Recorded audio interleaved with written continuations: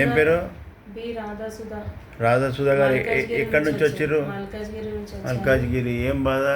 June నుంచి నాకు kidney problem ఉందని తెలిసింది. 3 నెఫ్రాలజిస్ట్ని మార్చాను.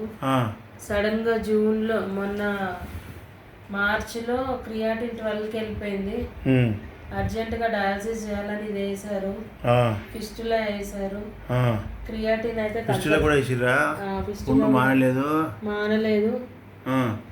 క్రియాటిన్ ఏం తగ్గలేదు. Vomiting sensation. డయాలసిస్ చేస్తున్నా తగ్గుతలేదా? తగ్గట్లేదు డాక్టర్. 7కే ఉంది.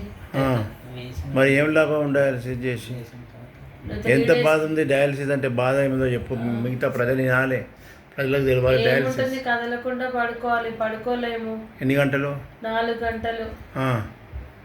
డైట్ ఏం తినాలో తెలియదు, ఏం తినకూడదో తెలియదు. రాత్రి నిద్ర ఉండదు, దగ్గు, ఆ వామిటింగ్ వస్తే పేగులు మొత్తం ఇట్లా బయటికి లాగేసి పడిపోతాయేమో అన్నంత బాధ. తలనొప్పి, నిద్ర ఉండదు, ఆకలి లేదు, ఇష్టమైనది కూడా నోట్లోకి పోవట్లే అసలు.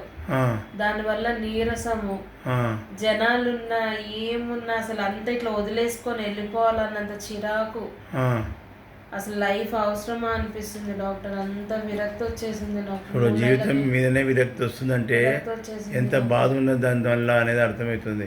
ఎన్నిసార్లు డయాలసిస్ చేయించుకోను, ఎన్నిసార్లు అని పెట్టించుకోను. వారంలో ఎన్నిసార్లు చేస్తున్నావు? 2 సార్లు చేస్తున్నారు. కొంతమంది 3 సార్లు కూడా చేసుకుంటున్నారు. స్టార్టింగ్ 2 రోజులకు ఒకసారి చేశారు, ఇప్పుడు 3 డేస్కి ఒకసారి చేస్తున్నారు. వెళ్ళినప్పుడల్లా 4000 అయిపోతున్నాయి, కానీ నాకు ఏమాత్రం కొంచెం కూడా ఇంప్రూవ్మెంట్ లేదు. అప్పు చేసుకొని చేసేటప్పుడు ఏమనిపిస్తుంది? విసుగా అనిపిస్తుంది. అసలు పడుకోబుద్ధి కాదు, ఎప్పుడెప్పుడు వెళ్ళిపోదామా అనిపిస్తుంది.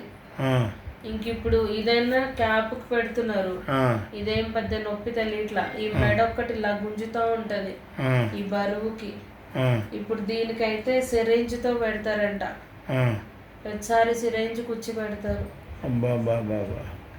ఆ 4 గంటలు కదలకుండా పడుకోవాలి. అసలు పడుకోలేము. ఇవన్నీ నొప్పులు వస్తూ ఉంటాయి, మెడలు వస్తూ ఉంటాయి. ప్రజలకు తెలియాలి డయాలసిస్ అంటే ఏం సుఖం ఉంటుంది డాక్టర్.